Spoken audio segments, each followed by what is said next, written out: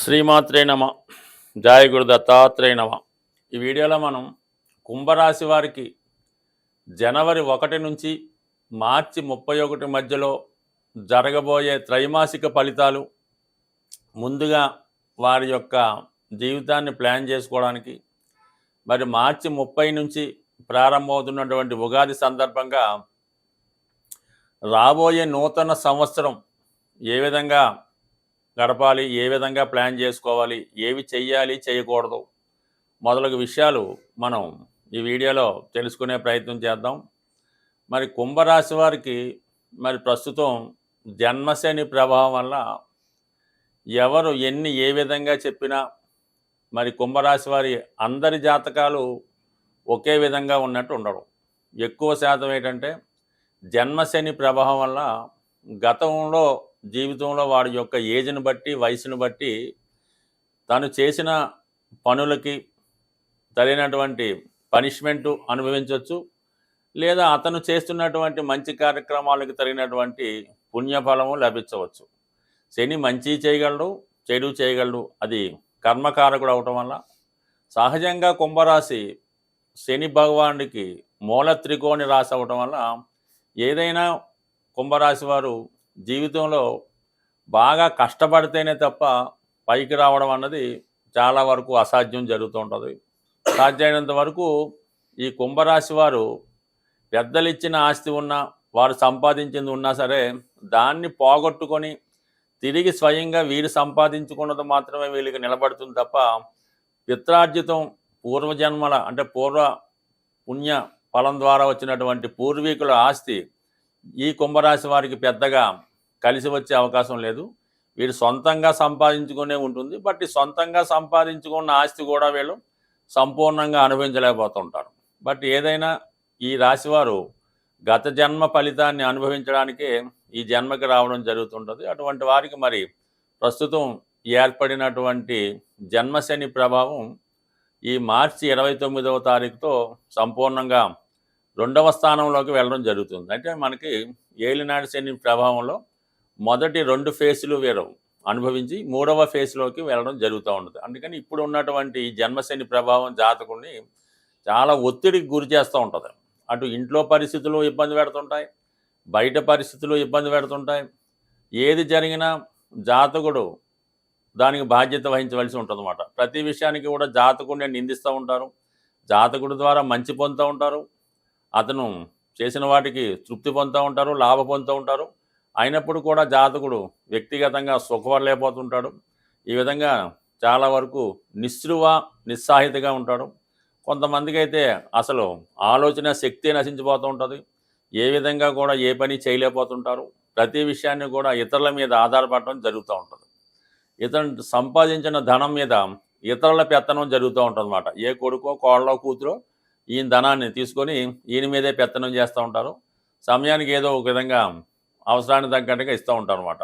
చిన్న చిన్న మిస్టేక్స్కి పెద్ద ఫలితాన్ని, పెద్ద శిక్షని అనుభవించే వాళ్ళు ఎవరై అంటే కేవలం ఈ కుంభరాశి వారు మాత్రమే. మరి అటువంటి వారికి చాలా వరకు మన మార్చి 29 తర్వాత రిలీఫ్ రావడం జరుగుతూ ఉంది.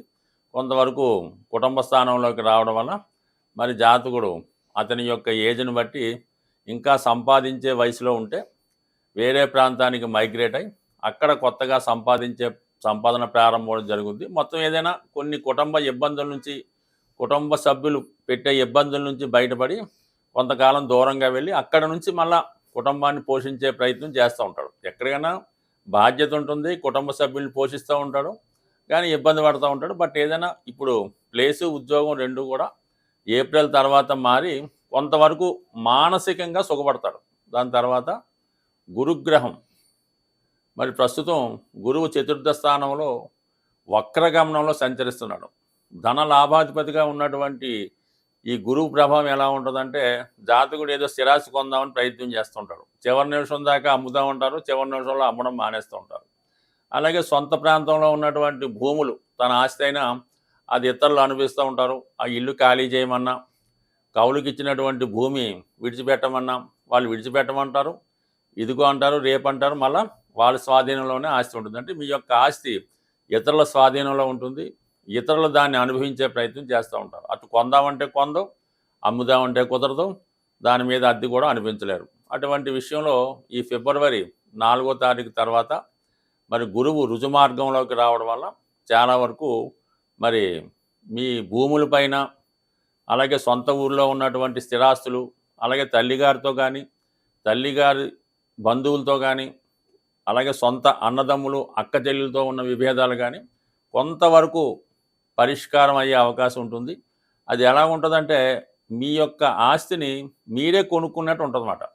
అంటే ఆ విధమైన స్థితి రావడం వల్ల కొంతవరకు ఏంటంటే సంతోషం ఏంటంటే అంటే మన ఆస్తి మనకి రావడం జరుగుతూ ఉంటుంది.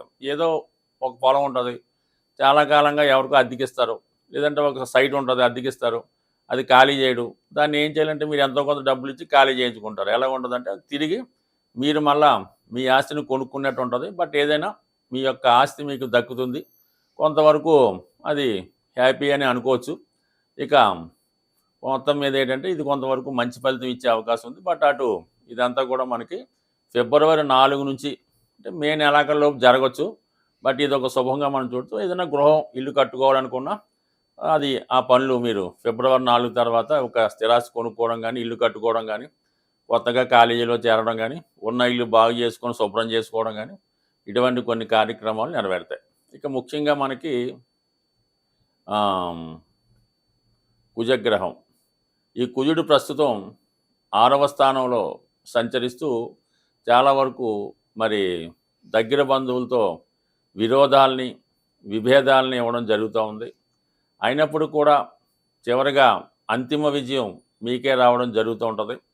దానివల్ల ఏంటంటే మరీ ఆర్థిక విషయాల్లో, స్థిరాస్తి విషయాల్లో అన్నదమ్ములతో మరీ ఎక్కువ తగువులు పెట్టుకోకుండా కొంతకాలం పాటు వెయిట్ చేయడం మంచిది.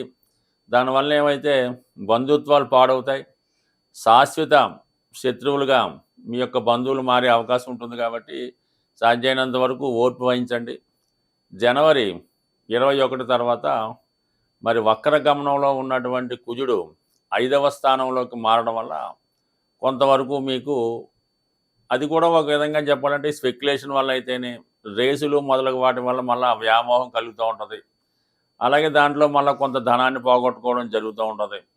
ఎక్కువగా ఈ రాశి వారికి ఎలా ఉంటుందంటే చేతి నిండా పుష్కలంగా ధనం ఉంటే ఒక విధంగా యాక్ట్ చేస్తుంటారు, మొత్తం అంతా లాస్ అయిపోయి చేతిలో రూపాయి లేనప్పుడు ఒక విధంగా యాక్ట్ చేస్తుంటారు.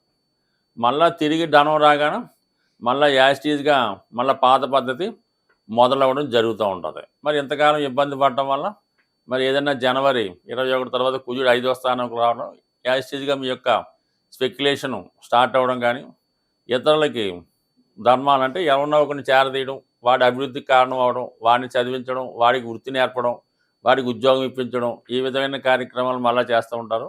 ఎవరినైతే చేరదీసి పెంచి పోషిస్తారో వాడి వల్లే మీకు అపకీర్తి, వాడే మీకు పోటీగా తయారవడం, వాడి వల్లే కుటుంబ సమస్యలు రావడం కూడా జరుగుతూ ఉంటుంది. బట్ ఏదైనా ఎప్పటికైనా ఈ కుంభరాశి వారు వారి కొరకు వారు ఆలోచించడం మంచిది. ముఖ్యంగా ఈ సమయంలో మీరు చాలా వరకు శివుని యొక్క అనుగ్రహం కోసం ఒకసారి మరి శివ పంచాక్షరి మంత్రాన్ని, ఓం నమ శివాయ అనే పంచాక్షరి మంత్రాన్ని ఏదైనా మంచి గురువు వద్ద ఉపదేశం తీసుకుని 1,00,000 సార్లు అది చదవడం వల్ల, జపం చేయడం వల్ల మీకు మంత్రసిద్ధి ఫలితం లభిస్తుంది. దానివల్ల మీరు చాలా వరకు మీ యొక్క బలహీనతల నుంచి బయటపడే అవకాశం ఉంది.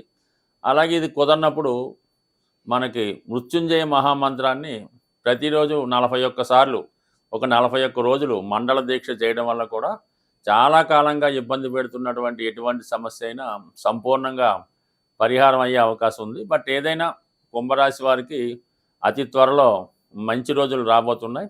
వారి గురించి వారు తెలుసుకొని పరోపకారం చేయడం మంచిదే, కానీ తనకు మాలిన ధర్మం చేయకుండా తన కోసం, తన వారి కోసం ఆలోచిస్తే శాశ్వతమైనటువంటి కీర్తి పిల్లల దగ్గర పొందే అవకాశం ఉంటుంది.